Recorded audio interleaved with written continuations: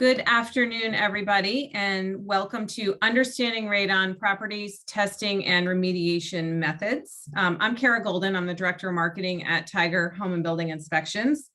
And here with me today is our presenter, Bill Rourke, as well as Marketing Manager, Sue Fasciani. So Bill, a little bit about Bill. He is our General Manager at Tiger. He's a licensed home inspector and has been, as you can see, for a very long time. But he also holds his supervisory license for the wood destroying insect inspections. He's a member of ASHI. And most importantly for this class, he is nationally certified for radon testing. It's the NRPP certification, which actually all of our radon testing staff members have. And we're going to get into a little bit more detail about that. Bill is very well versed in residential and commercial construction and inspections. He's probably done about 9,000 home inspections at this point. So tons of experience and very, very knowledgeable on environmental testing as well. So a little bit about who we are.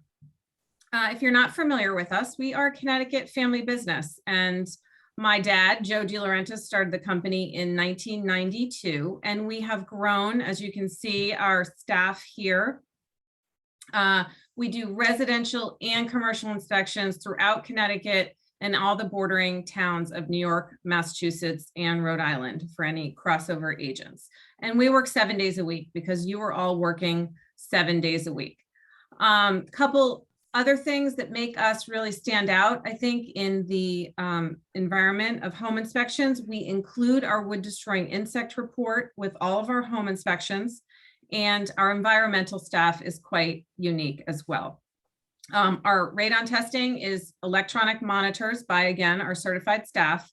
And one of the things that we do is come out before your home inspections, if it's requested, and we can preset those radon monitors, pre-draw your water samples, and expedite all of those environmental tests for you, especially valuable in the busy spring market. So just let us know, and we're happy to help you out on that. Other things that Tiger does are mold assessments, well water testing, and our inspectors have a number of different specialties. If you have a particular property or a particular type of client, please do just ask us and we'll make sure that we get the right inspector out there to work with you. So I'm going to let Bill take it away and talk a little bit about COVID protocols before we get rolling on radon. Thanks, Kara. Thanks, Sue. Welcome, Allie. And good afternoon, everyone. So just briefly, we're entering year 3 with COVID-19 now. And obviously, we want to make sure that we all remain safe. We're fine today, but when we're out in the field, it's a different story. And we want to make sure that we make everyone comfortable. So there is a much briefer conversation that occurs now with respect to COVID protocols. But I would like to just relay to you that our staff is mindful of people's concerns, and it is our policy to continue to wear personal protective gear when we're at properties. So just wanted to mention that. So as Karen mentioned, we're going to talk about radon today. Many of you have some understanding of radon. Some of you probably have a very great understanding of it. And so hopefully some of this will be new information for you. Some of it may be a little bit of a refresher, which is most often what tends to happen when you attend these types of seminars. So here we have information with respect to a NAR survey, the National Association of Realtors. Helps us to understand that clients do rely upon you greatly to walk them through this process. And as such, they do have an expectation that you have a working knowledge of these topics. So today, of course, we're going to talk about radon. So if you didn't know it, January is Action Month, Radon Action Month. It's been going on for, probably close to 15 years now. And we try to do something different every year in terms of our messaging. If you didn't know it, we do currently have a radon special for Radon Month going on. And you can go on our website and learn all about that. But equally as important is what you're looking at here today, you notice that there are some posters. Well, one of the things that this program has evolved to is creating greater awareness with all of our population. And this happens to be an elementary school contest that they do annually. And so basically they, do some teaching at the elementary school level to help the children understand that radon is present in their home. And of course, they do some fun things with it. And these were a couple of the national poster winners on there. So you can't start early enough when it comes to these conversations. It's just super important. So let's have a working understanding. What is radon? Well, it's an inert gas. It has a life expectancy, and you don't know if it's present or not. The only way to know is to do testing in your house. And you can see from this graphic on the left here, where we have a breakdown chain of uranium to radium, and finally to radon. Radon is the gas that ends up in our houses that we have concerns about that we're here to discuss today. So we have information here with respect to the averages. You can see here the average indoor level is 1.3 PCI/L, which is picocuries per liter. That's the measurement method that we use to express radon levels in. We have an outdoor average of 0.4. So in other words, if we put a monitor out in our front yard, we would get a radon reading. It's everywhere. And we have the EPA action level here of 4.0 picocuries per liter. Just to give you some comparative on that, I'll express it in terms that most of us understand. Everybody knows that when we get an X-ray, we're exposed to some radioactive material. Well, living in a house with radon levels of 4.0 is equal to having about 200 X-rays on your chest a year. So it's a lot. And therefore, we want people to understand what's happening here. So in this slide, we see Madame Curie here.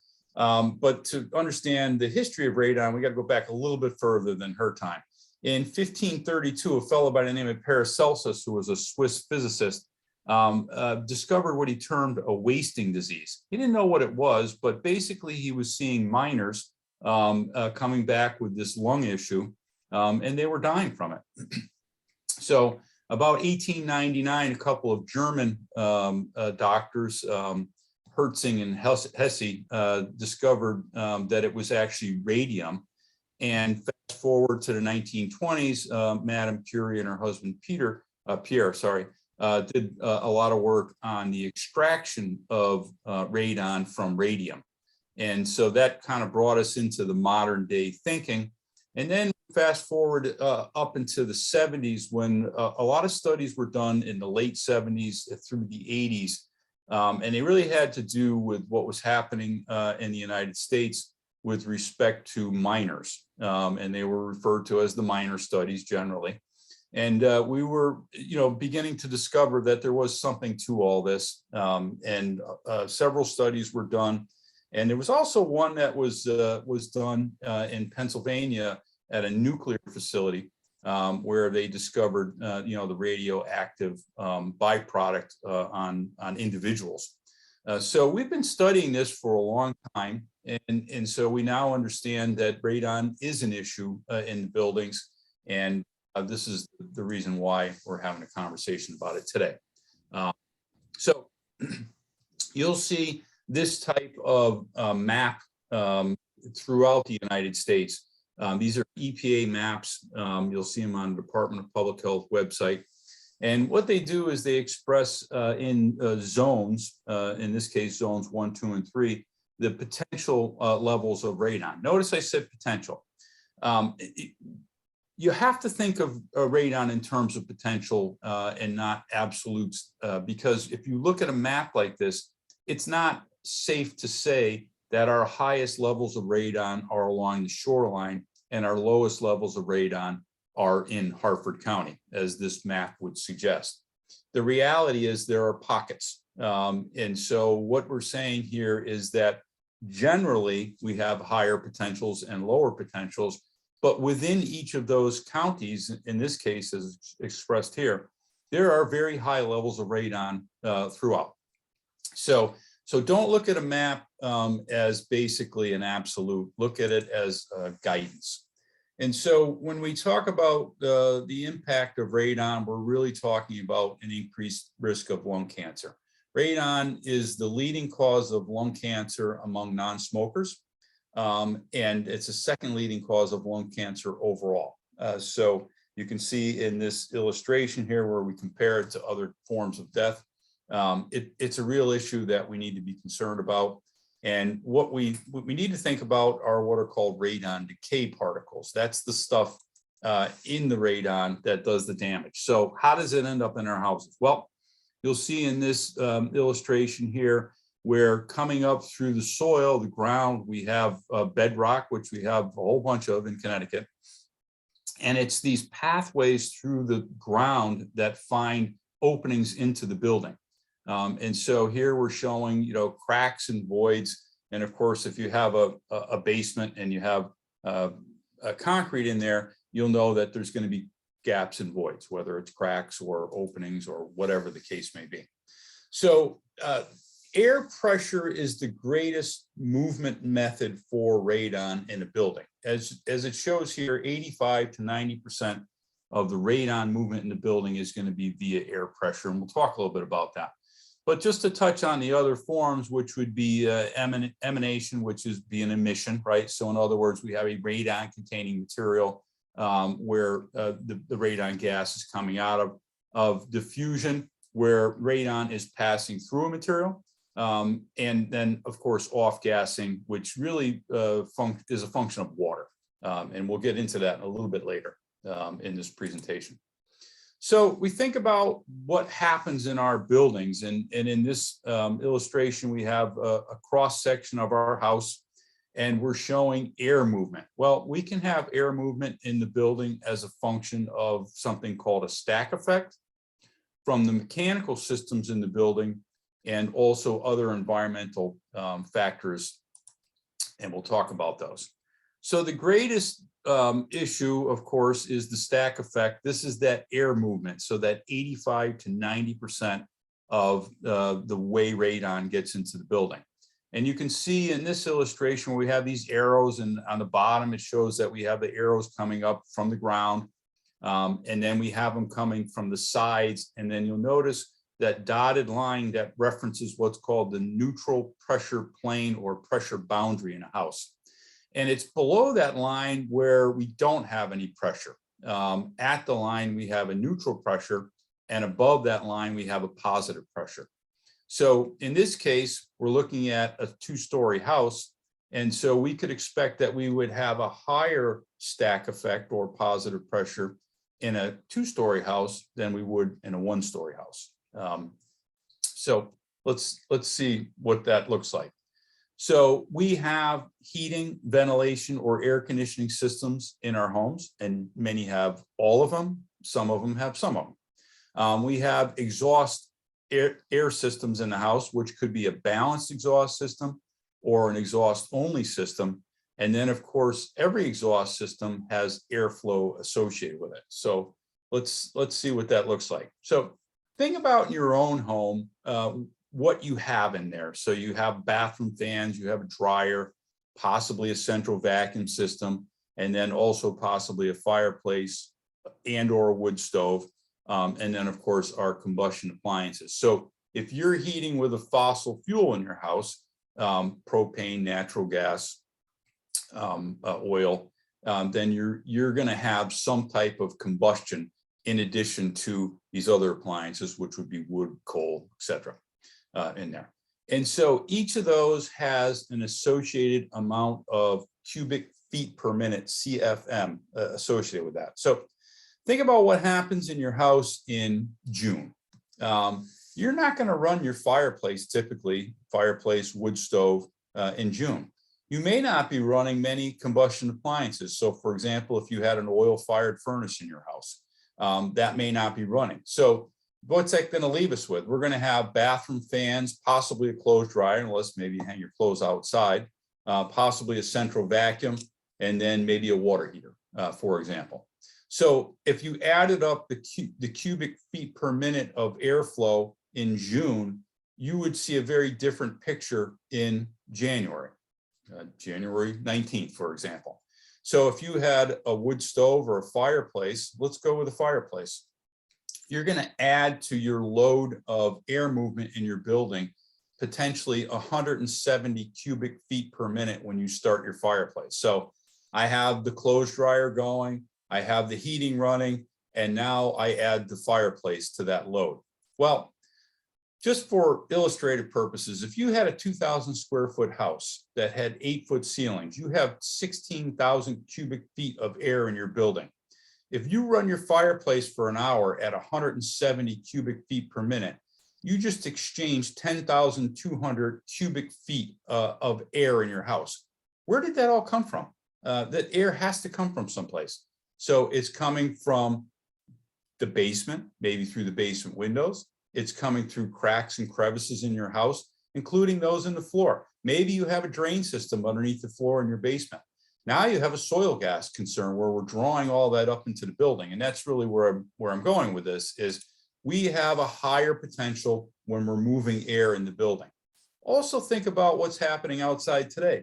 Been kind of breezy the last couple of days. Well, that's going to increase the stack effect along with the compounding factor of all those other examples we just talked about. And then add things that are going to seal the soil. So for example, we had some very heavy rain Monday. In fact, we had wind and rain on Monday, and we had an eastern wind. So think about what happens if you live on the shoreline anywhere in the area of, let's say New Haven West. All of the wind that's pushing into Long Island Sound in concert with the high tide is now creating a soil saturation situation for all of those areas on the border of Long Island Sound. And one of the things that we did on Monday, and I'm getting a little bit ahead of myself, but I want to stay with that thought for a second, is we basically postponed our radon testing for 12 hours to work around that. And sometimes we have to do that when we have these wind or weather events, as it were, because there's an impact of all of these things on radon in the building. And so we'll get a little bit more into that as we go forward, but I just wanted you to have that frame of reference. In addition to those conditions that we have in the building, think about what happens when we have a frontal change. We're going to have a barometric pressure change. That's also going to affect the amount of radon that's going to be drawn into a building.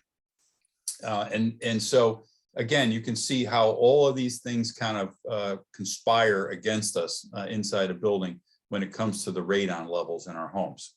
So we have also seasonal conditions to think about with respect to the effect of windows being open or closed in a house.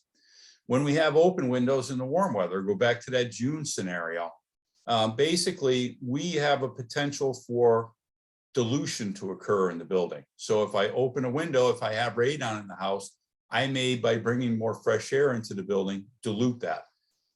By the same token, if I have open windows and higher winds, I may be drawing more radon up from the basement into the building. And then, of course, by contrast, in the cold weather, all of our houses are closed up. So naturally, we're going to have more radon entering the building. It's going to be even worse if we have the snow or rain that's covering the soil, because any radon that would have been to the exterior of the building, remember that 0.4 picocuries per liter we talked about earlier, is now trapped in the soil and it's going to be forced into our houses. So these are the things that create these seasonal variations with radon levels into the house. So let's talk about radon testing. When we're thinking about radon testing, what we need to think about is the conditions in the house. And we're supposed to have closed house conditions when we do radon testing. The reason why we want to have closed house conditions is so that we have an apples to apples comparison.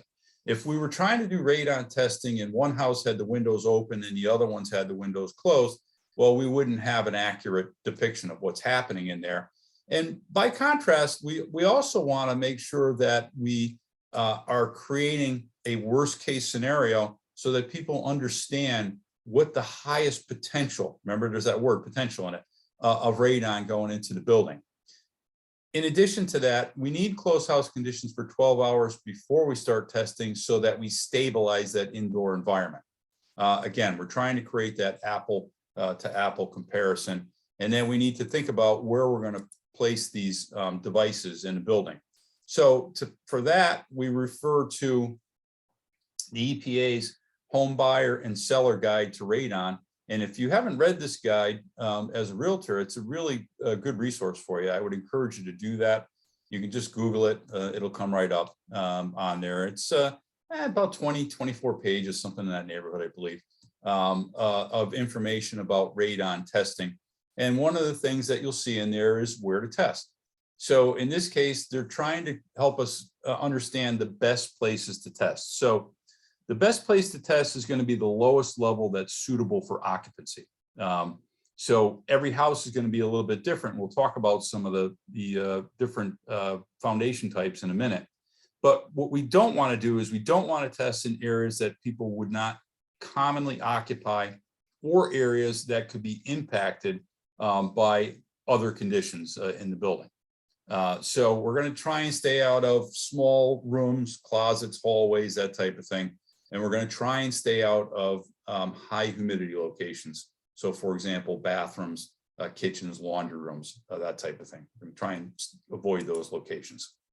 So when we think about also where we're going to test, we need to think about the foundation types that we're dealing with. So for example, you can see in the illustration on the left here, we have 3 different foundation types. We have a full basement, which many of us have in our houses. We have a slab on grade, or we have a crawl space. So when we think about those areas, go back to that lowest level that's suitable for testing. So in the basement example, in most cases, we're going to test in the basement. Now, there might be situations where we don't want to test in the basement. And that really speaks to that other part of it, which is suitable for occupancy. So in other words, if you live in a house that was built in the early 1800s, you may not have a basement that's very tall. And you might have a basement that has a dirt floor. You might have a basement that has a stone foundation that has lots of gaps and voids in it.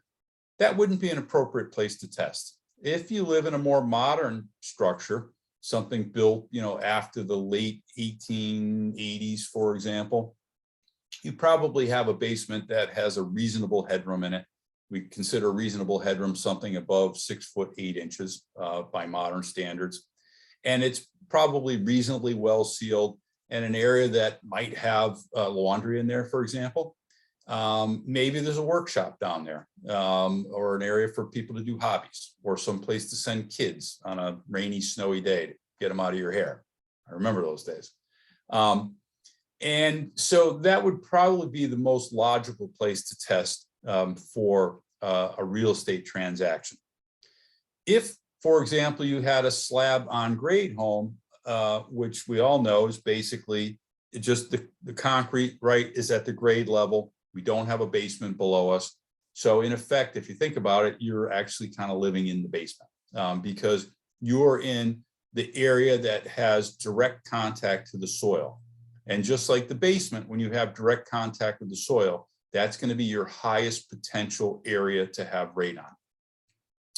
So there are some challenges in slab on grade homes in terms of maintaining closed house conditions. And it's a challenge for every house to maintain them, but it's more impactful when you have a slab on grade home because basically, again, you're opening a door to the space that you're testing in. So you can have some greater impact as a result of that. And then finally, if you had a house with a crawl space, you would want to test in the room directly above the crawl space. If it was a 2-story house, you'd want to test on the first floor, not the second floor, for example. Now, the other thing we have to think about is what if we have a mixture of these foundation types in buildings? Well, those are things that we have to consider when we go out and perform these tests. So one of the things that we're trained to consider is as we're going through the building and looking at these areas, is to think about placement with respect to how can we get the best of all worlds in these mixed foundation scenarios. So we're trying to get it as close as we can to each area that's going to be closest to the soil. Sometimes that's not possible, and that really comes into play when you're looking at the area of square footage in a house. Most radon monitoring equipment is going to have a limitation of about 2,000 square feet. So you can kind of think about that from the standpoint of, if I'm in a fairly large house that has a basement and a slab, for example, I may want to think about doing more than one radon test to get a good representation of what's happening in that building. So there's a lot of those types of things that we have to kind of think about as we're going through and considering where we're going to test. But the important thing is that, again, we have to maintain closed house conditions during the test period, which means all exterior windows and doors have to remain closed. Okay, so it's not okay to have the windows open on the second floor. That doesn't give us closed house conditions. We have to have complete control. We also have to think about the impact of external and internal exchange systems on there. Now, if those systems are part of the normal operation of the house, well, that's perfectly fine. But if they're not, then we have to think about that. So to give you an example, some houses have whole house fans in them. If you have a whole house fan in the home that you're living in, you may not want to run that during a radon test. If you have a fireplace in the house, you may want to make sure that the damper for the fireplace is closed, again, assuming the fireplace is not being used, so that we don't have a lot of air movement in the house unnecessarily. And then, of course, if we do have any radon mitigation systems, then we want to make sure that those are operating so that when we're doing the testing, we're able to gauge whether or not that equipment is functional. So those are the considerations that we think about with respect to the testing, site testing conditions. Do we have any questions at this point, Kara or Sue? I do have a couple questions. So this is going back a little ways, and this is a great question from Kim. Does this mean that the testing shouldn't be done with the residents living in the home? So great question. And that really comes down to replicating living conditions. So we do want to make sure that we are taking realistic test measurements from houses wherever possible. So if the house is occupied, then you want to test the house under normal occupancy conditions. If the house is not occupied, well, then it doesn't matter. And one of the things that does come up as a question, kind of an offshoot to that, if you will, is sometimes people will say, well, the house has been unoccupied for a month. We're not going to get an accurate test result. Well, actually you are. Radon has a half-life of 3.8 days. So in other words, if we were able to, take a jar, let's call it a mayonnaise jar, and we put the radon into it and sealed it up and came back in 3.8 days, well, half of it would be gone. So that's just kind of the way radon decays. It's a natural decay chain that occurs on there. So the important part of the occupancy question isn't whether or not people are living there, it's whether or not we maintain the closed house conditions. So I hope that answered your question. Thank you. And the next question from Valerie is, would you recommend a radon mitigation system if it tested 3.5 and then 3.7, but during the digital reading time, it did elevate to 5 at some point? So great question. So let's just look at this from the standpoint of graphically, right? So if I'm doing a straight line average for 48 hours and I got a reading of 3.7, at least a third of those readings would have to have been above the action level to get there. Probably would have been in the 5s. So when we look at that graphically and we say, okay, I have an average of 3.7, so my low reading for that short-term test of 48 hours was 2.6, and my high reading was 5.3, and I have an average radon level of 3.7.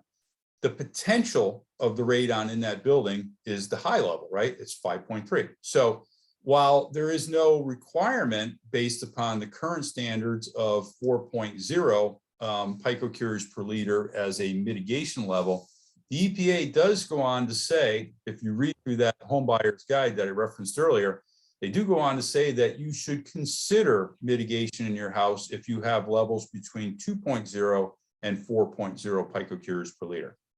So one is an action level, one is a consideration on there. And just while we're on that question, one thing that we have to think about also when we talk about testing and interpreting test results is there are two different standards for testing radon. One is a general testing standard, which again is described in the home buyer's guide for you. And then the other is a real estate transaction protocol. They are two different protocols. And if you look at a general testing strategy, the EPA says ideally what you would do you would do 2 tests in different seasons and average those before you made a mitigation decision. Well, that's not realistic in a real estate transaction.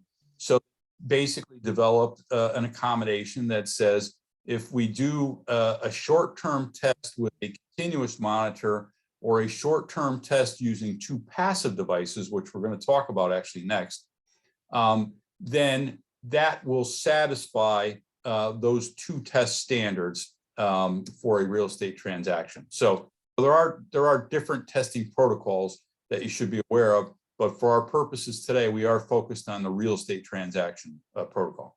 Okay. Great. And I have one more question. If the Sure. house is in an area where there has been a lot of new construction with excavating stone, could that affect the radon level? That's a fantastic question. It is a good question. And it's actually addressed on slide 38 that we have. Okay, Sarah, wait till slide 38. We'll wait till then. That's fine. Okay. It's a good Please question. keep chatting in your questions and we will move on from here. Thanks, Bill. Thank you. Okay, so a few years ago, there was a little bit of a brouhaha about granite countertops. Listen, we live in New England. There's a lot of bedrock, which includes granite. So we have it in our basic geology, and we also have it in our homes, which was really where this kind of started from. But yeah, any igneous rock, if you remember your 8th grade science, which I barely do, igneous, sedimentary, and metamorphic rocks are the type of rocks we have. Well, igneous rocks are the ones that give off our radium, which turns into radon in our homes. And so any of those can have that. So then the question is it a significant contributor in our houses? Well, I live in a house and my wife selected a large piece of granite, almost the size of an aircraft carrier, which is in our kitchen. And I kind of pondered that question myself. So there is, by the way, there's no test protocol for this, but I'm enough of a nerd to kind of figure it out. And so we're able to isolate that slab, which I was able to do with one of her Christmas storage containers, and tape it down to the countertop and do a test for a couple of days. And what I found was that, yes, in fact, there was radon in there, but it really wasn't enough to make a huge difference in my house. Now, is that true in your house? I don't know. But generally speaking, it's not a high enough level because there just isn't enough of it there that creates a major issue. I will tell you though, I have a fieldstone fireplace and I did a test on the fireplace after that. It was actually higher at the fireplace than it was on the island. So, if you have natural stone in your house, you have some potential for this to be a contributor, is really what it comes down to on there. All right, so let's talk about the actual testing equipment that we're going to use here a little bit. And so what we show here are some charcoal testing devices in the upper left here, and these are basic granular activated carbon. And what you're looking at, these round, what kind of look like hockey pucks, are open and closed diffuser faces. And that little glass vial is something called a liquid scintillation. And then that pouch on the side is, again, another form of granular activated carbon. So these are short-term testing devices that would be good for somewhere between typically 2 and 7 days.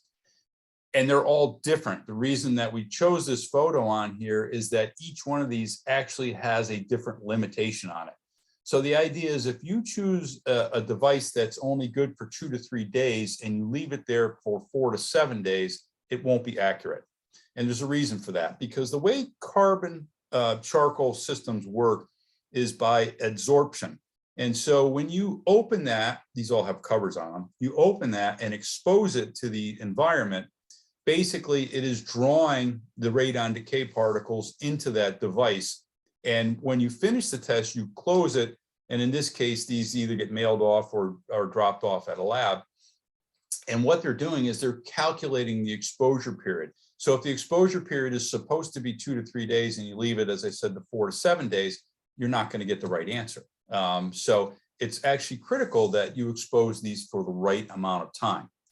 In the lower left, you have something called an alpha track device, which basically has a inside of that little container there's a plastic ribbon in there, and the radon decay particles actually make impacts on the ribbon, and then when it's closed up and sent to the lab, they actually kind of unfurl this and they put it into a machine and they take a reading off of it, and then that gives you your radon levels. These are typically done for longer term tests, so 90 days to a year, technically 91 days to a year. And then on the lower right, you have something called an electric ion chamber, which is a pre-charged pad that's in the bottom of that device. And the way this works is the top of that actually unscrews and opens up to allow the radon to go into there, which, like the alpha track, makes an impact on a pad. In this case, it basically works off of voltage. And so after you close it up and it gets sent back to the lab, they put it in a different type of machine that takes a voltage reading, and then that gives you your radon levels for that exposure period. And those are actually short-term and long-term tests for that type of system. And then you have the continuous monitor, which for our purposes really is the gold standard in testing, because it's an active device. All these other devices are passive devices. And the difference between the two, when you have an active device, you're able to look at things over a period of time. For example, this particular monitor is the one that we use. It's the RadStar 830. And basically that monitor takes 32 readings an hour. So it gives us a lot of data to work with, which these other devices don't. In addition to that amount of data, we're able to look at this in terms of the impact of what may be happening in the building. So we can measure the temperature, the barometric pressure, the humidity in the building. And also these have tamper sensors in them so that, we kind of know what's happening around them. So it adds a lot of confidence to the results. And of course, we can look at the results and interpret that data and have a better understanding of what happened in the building during that test period. Now, to do that, you actually have to understand the equipment, and that's really the important part of this conversation. Our staff are all certified by an organization called the National Radon Proficiency Program, which basically ensures the training of its certified personnel. So there are two standards of certification through this organization. One is a field technician, and the other is a radon measurement provider, which is a higher level of requirement. And so all of our staff that do this work are certified through that, because we want to make sure that there's a level of confidence in the accuracy and the precision by which this equipment is deployed. It's also important when we're in buildings to make sure that we're letting people know what's happening. So are we doing a short-term test? Are we doing a long-term test? Are we notifying people so that they understand what they should or shouldn't be doing inside the building? And with that, it's important that you understand, we all have to work together to make sure that we have accurate information that we're relaying to clients. So, good communication. If there's occupants in the house, they need to be made aware of this. So if you're the listing agent, it's important to make sure that people understand, hey, they're coming in here, they're doing this testing, they're going to leave you documentation of what's happening here. And we need you to comply with the standards of make sure that we have closed house conditions and that we're not disturbing these devices. And it's going to be here as a short-term test for 2 to 3 days. Also, we want to make sure that we have a clear plan once we set up this device of how we're going to get back and retrieve this information so that we can get timely information to the client. Obviously, very important to do that. So we do the testing and we come back with a level that's above the action level of 4.0 picocures per liter. Well, now we need to talk about mitigation. So mitigation systems are very basic installations. They're very effective. And so what you're seeing in this photo on the left is a mitigation system that was installed after the house was built. We know this because the piping system and the fan is on the outside of the building. That bulbous device down near the fence is the fan unit, and just to the right of that, there's a service switch for the technician who may have to change that fan out at some point in time. Notice that the piping terminates above the roof line, whether it's inside the building or outside the building. It needs to terminate above the roof line. That's the standard for mitigation. On the illustration on the right, you can see in this cross section where the piping inside the building, this would be typically something that would be done in new construction, where essentially they've just run this pipe underneath the floor, which is the same principle as the other photo on the left works off of. And then we have a pipe that goes up through the building. The nice thing about this is, of course, the piping is inside the building, so we don't have to look at it on the outside of the building. And of course, the fan is, in this case, up in the attic. It cannot be in a living space, so the attic is the logical place for that to be. My little cursor going, there we go. So when we're in the basement, we're going to see this piping, as we're seeing on the left-hand side, coming out of the floor. And associated with that is this little blue gauge on here. This is called a manometer.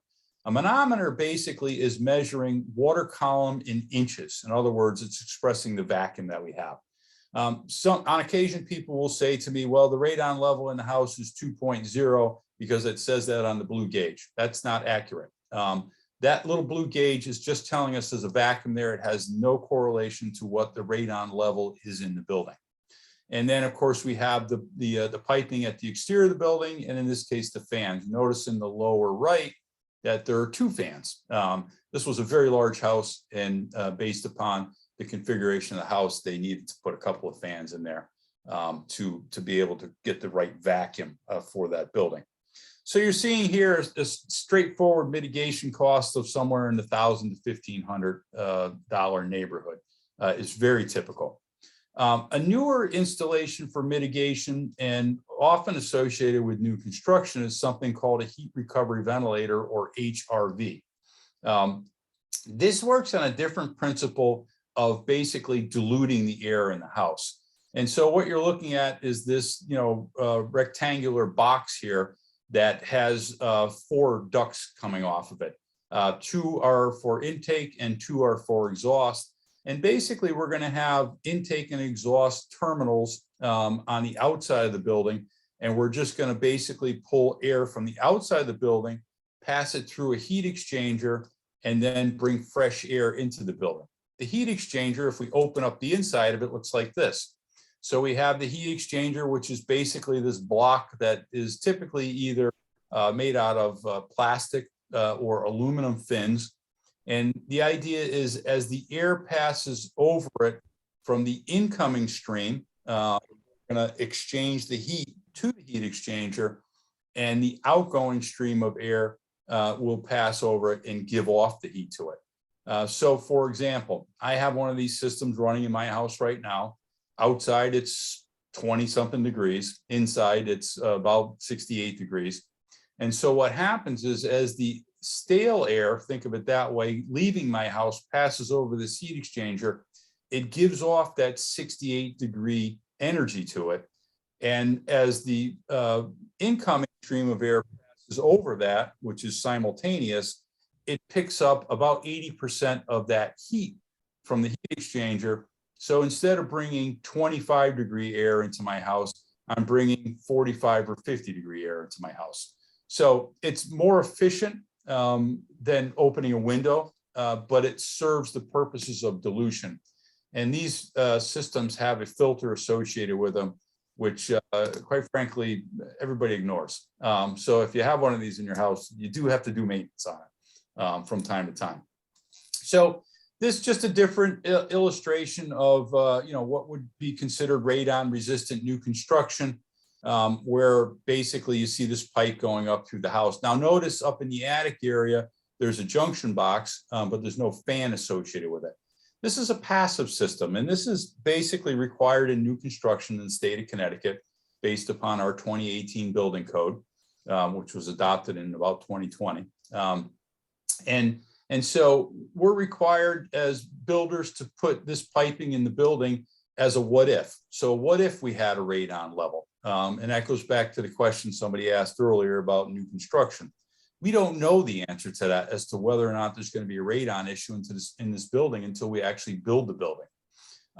And you could have, site conditions that would have, fractured ledge, that type of thing, that you can make some assumptions, but until you can measure it, you really don't know the answer to that. So basically the standard says that, okay, let's do all the work up to the point where we make this system active, including putting a junction box up in the attic, so that after we move into the building and we do a radon test, which they should do, if we do need to activate this system, all we have to do is go up into the attic, cut into the piping, put a fan in, and now make this passive system active. And to the question that was made earlier, there just is no practical way to test the soil, right? Because we have no idea what the levels are. I will tell you that we have radon in our house, which is why I have a heat recovery ventilation system, one of the reasons. And I will tell you that the neighbors across the street from me don't have radon at an actionable level in their house. So there's just no way to know unless you do the testing. New construction, old construction, doesn't really matter. And there's different iterations of the same concept here with regard to the piping. This on the left is showing a crawl space here, which has a soil floor. So they basically put polyethylene sheeting over the floor, as opposed to the image on the right, which has a concrete slab with the polyethylene sheeting underneath the slab. You will have some type of a soil gas barrier in new construction because the radon in and of itself will pass through a concrete slab. So I hope that answered the question about the new construction. Do we have any additional questions, Kara? So I do. Actually, the new construction question, a better maybe example to explain it would be, what if somebody next door built a house? Can that affect your radon? Because is the house in the area where there's been a lot of new construction with excavating stone? Could that affect the levels of, let's say, your house? It's a definite maybe. Here's the problem. There is no way to know that. If you have a potential level of radon underneath your building and somebody builds a new house next to you, does that change the geological conditions underneath your house? There's no way to that. There just isn't. If they were doing blasting, could that open up some new fractures? Sure. But, we have these tectonic plates underneath the soil that are moving all the time. So things are always kind of in, flux, if you will. So the only way to know whether or not there's going to be an impact, whether it's new construction, old construction, whatever the case is to test periodically. And the EPA says you should retest every 2 years, if you have concerns about radon in the building, because that is the only way to know that. So. Okay. Okay. Next question. In a house that already has a passive stack installed with no access to the attic, could the fan be installed to that pipe in the basement, which is one large open space with areas that are used for residents and guests for exercise and recreation? Yeah. So basically they don't want the fan in any occupiable part of the house. And the reason for that is, if you think about it, is these fans could also leak, right? So because the nature of a fan is to pull a larger volume of air, in this case, up underneath the building, if you had a leak in the building at one of the couplings, for example, then now you could take a relatively low radon level in the building and make it a relatively high radon level. And just to illustrate that a little bit further for you, if you had a radon mitigation system in your house, then obviously, well, not obviously, but let's just say that it was above 4.0 picocuries per liter. That terminal point, meaning where that pipe terminates above the roof line of your house, if you were able to measure the amount of radon gas there, it would be exponentially higher. It could be in the hundreds and possibly the thousands of picocuries per liter coming out of it. So for that reason, you would not want to have a fan anywhere in an occupiable part of your house. Thanks, Bill.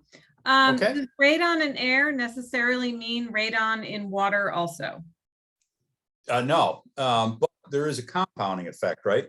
So they are different sources. So, you know, the geology immediately below our building has the highest potential as it's closest to the soil. So we're dealing with a well, we could be hundreds of feet deep. And so that potential, that source potential of radon is from a different location. But if I have radon levels in the air in my house, there is the compounding effect of having it in the water as well, which is why if you want to know your radon exposure in a house that has a well, you really should test the air and the water in there. And my last question, is it true that a mitigation system will only guarantee a mitigation of 4.0, nothing lower?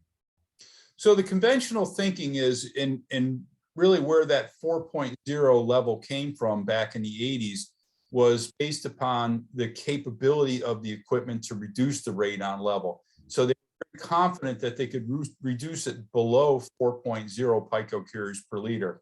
And that was the reason why that level was set. There is no safe level of radon. So basically we're working off of what we know we can do. I would submit to you that in most cases, it's actually easy to get it down in the 2s or even lower than that in virtually all houses. So yeah. Okay. One more question, and then just to let you know, we have about 7 minutes, and I would love for everybody to stay to the end for our Chipotle gift card raffle. Last question. Okay. Can you please repeat where you would place a testing unit in 1800s house with a stone foundation dirt floor? I would put it on the first floor more likely than not. I would have to see the site conditions, but that would be my default location. Okay, great. Thank you. Okay, sure. Okay, so we got a little bit ahead of ourselves with some of that because the radon in well water was next, but that's okay. We'll be able to move right through that. So basically, we do have high levels of radon in water in Connecticut. We have a lot of bedrock, and so that's typically the precursor to having that uranium, which again we now know breaks down into radium, which breaks down into radon. And so as the water passes through that aquifer of bedrock, we will have that exposure. So as the radon is in the water, when we open a faucet in our house, we're now exposed to it. That's the diffusion. Remember, we talked about the pathways for radon into the building. And so every time we open up a faucet, we're going to be exposed to radon levels if it's present in the well water. It's not going to be an issue in a municipal water supply. So think about what happens, for example, when you're showering. Typically, you're in a smaller room that's closed up and you're in there for an extended period of time. You're being exposed to a higher level of radon than you would generally in the building. So we find levels in Connecticut in the hundreds of thousands regularly. The Northeast is pretty high levels. Countrywide, we're looking at about 1,000, but in Connecticut, about 3,000 picocuries per liter is the average. And so when we talk about action for radon in water, there is no federal standard for this. So we're really looking at a guideline adopted by the state of Connecticut because of our above average levels of 5,000 picocuries per liter. So the basic concept is the same as with radon in air, whereas you would like to do those water tests over a period of time because we know that radon is highly variable. And ideally, you would take those in a different season, 3 months apart. practical for a real estate transaction. So the Department of Public Health has said, okay, so let's do 2 samples and then take the average of those 2. And that's what we'll base our real estate transaction activity on for mitigation. So when we talk about elevated levels, there's really 2 types of systems that we're going to look at, which is a granular activated carbon system, which essentially the water is going to travel through that before it comes into our point of use in the house. And we're going to absorb the radon that's in the water into that charcoal. They're pretty effective. So you're showing here about 80% effective on here. But these tanks, which you're seeing at the left, do require annual maintenance. The maintenance is the removal and replacement of the tanks. So you're looking at about $1,500 to $2,000 a year.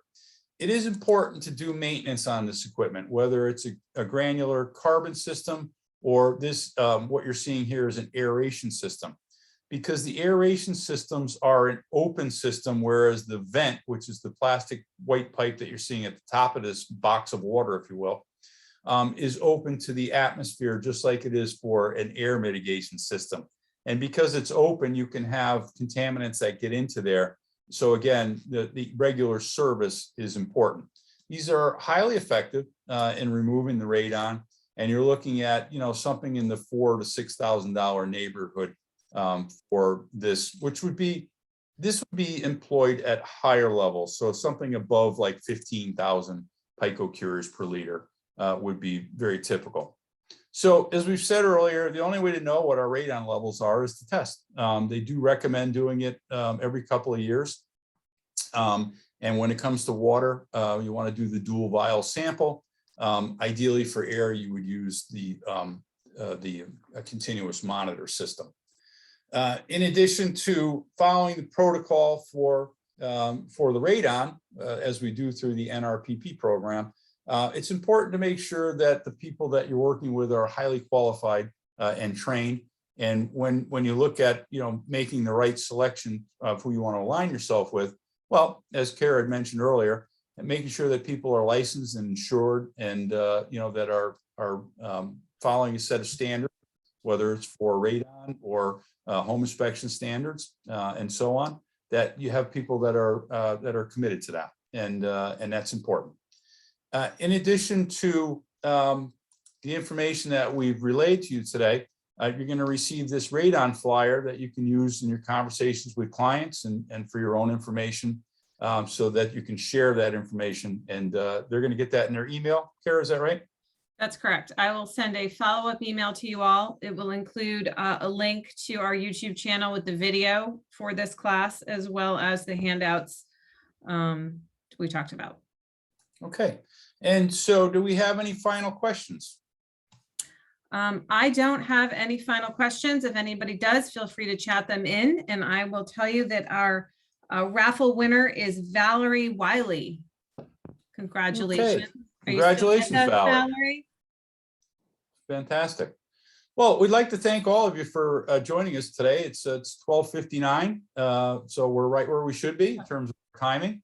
It's almost like we planned it that way, Kara. That was fantastic. So if we can help you in the future, please feel free to reach out. Our contact information is on the left side of your screen. You certainly can call our office at any time for any general questions, and we look forward to helping you in the future. Fantastic. And we hope to see you next month. You'll receive an email also. Preparing houses for sale will be our seminar for February. Thanks, everybody. Have a great day.